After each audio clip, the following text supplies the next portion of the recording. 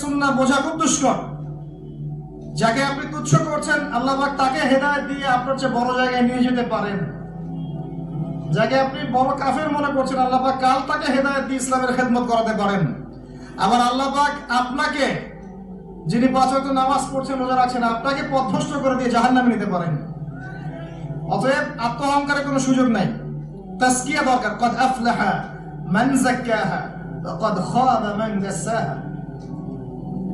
قد أفلح من تزكى وذكر اسم ربه فصلى بل تؤثرون الحياة الدنيا والآخرة خير وأبقى।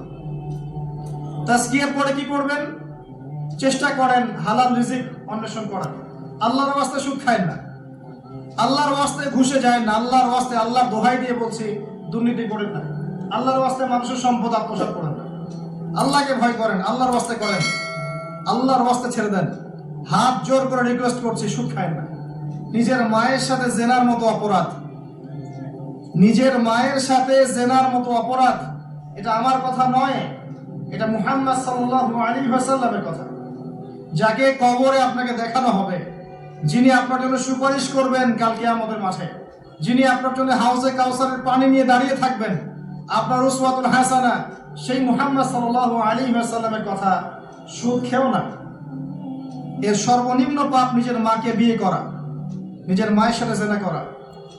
কেউ যদি এই সমাজে নিজের মায়ের সাথে জেনা করে থাকে, কালকে সকালে রাস্তায় বের হয়, আপনি চাইবেন তাকে রজম করে মেরে ফেলতে, চাইবেন না?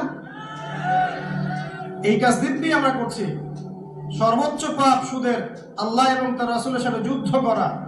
অনেক দিন আয়াতটা বলেছি, আবারও বলছি শোনেন।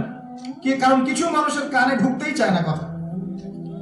আল্লাহ পাক বলেছেন, ইয়া আইয়ুহাল্লাযীনা আমানু, হে মুমিনগণ, ইত্তাকুল্লাহ, আল্লাহকে ভয় করো। ওয়া যারু মা বাকিয়া মিনার রিবা, সুদের অবশিষ্ট অংশগুলো ছেড়ে দাও। ইন কুনতুম মুমিনিন, যদি প্রকৃতপক্ষে মুমিন হয়ে থাকো। ওয়া ইল্লাম তাফআলু, যদি তোমরা এই কাজ না করো। শুনেন আল্লাহর কথা। আল্লাহ বলছেন যদি তোমরা এই কাজ না করো, ফা'যারু বিহারবিন মিনাল্লাহি ওয়া রাসূলিহি, তাহলে আল্লাহ এবং তার রাসূলের সাথে যুদ্ধের ঘোষণা শুনবে।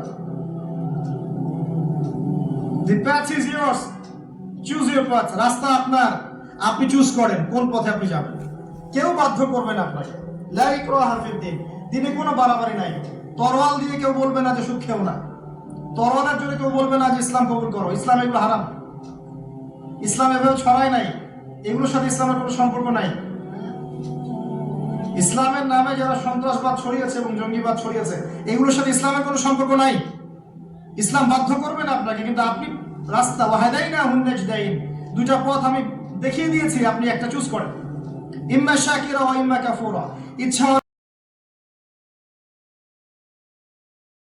আল্লাহ এবং তার রাসূলের সাথে যুদ্ধ করা, আপনি পথ চুজ করেন।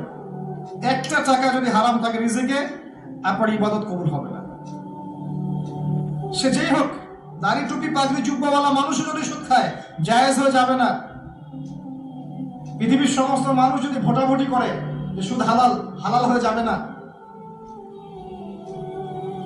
পরিবারের হালাল রিজিকের ব্যবস্থা করেন।